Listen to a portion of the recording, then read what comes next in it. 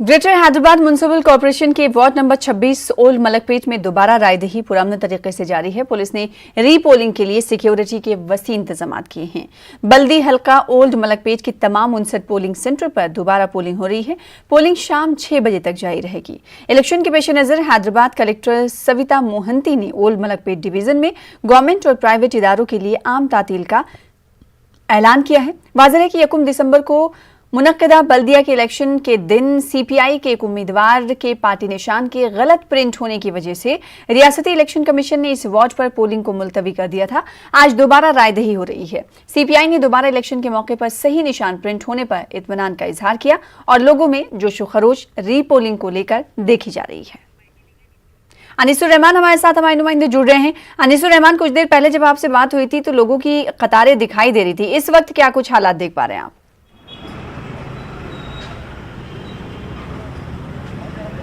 देखिए सना, जैसा जैसा दिन गुजरता जा रहा है जो वोटर्स हैं उनकी आमद का सिलसिला जारी है।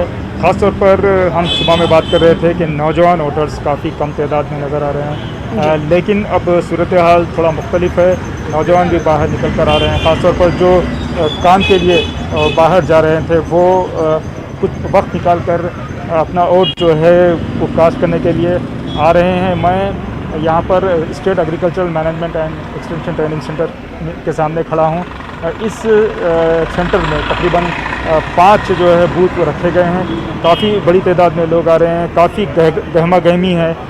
ऐसा नहीं लगता कि यहाँ पर जिस दिन 1 दिसंबर को जिस तरह जो है इतवार का दिन था और हू का आलम था एक तरह से, लेकिन आज क्योंकि वर्किंग डे है और जो है लोगों की चहल पहल दिख रही है। ख़ास तौर पर वोटर जो है अपने हाथ में शनाख्ती कार्ड लेकर वो अपने अपने बूथ को जाते हुए नज़र आ रहे हैं। मैं एक और बात भी बताता चलूँ कि इस वार्ड में तकरीबन इस वार्ड में 69 पोलिंग बूथ्स हैं और पुलिस के लिहाज से ये जो एरिया है पुराने शहर ओल्ड मलकपेट का एरिया सेंसिटिव एरिया के ज़ुमरे में ये आता है, तो इसलिए काफ़ी बड़ी तादाद में जो है यहाँ पर पुलिस का अमला दिखाई दे रहा है।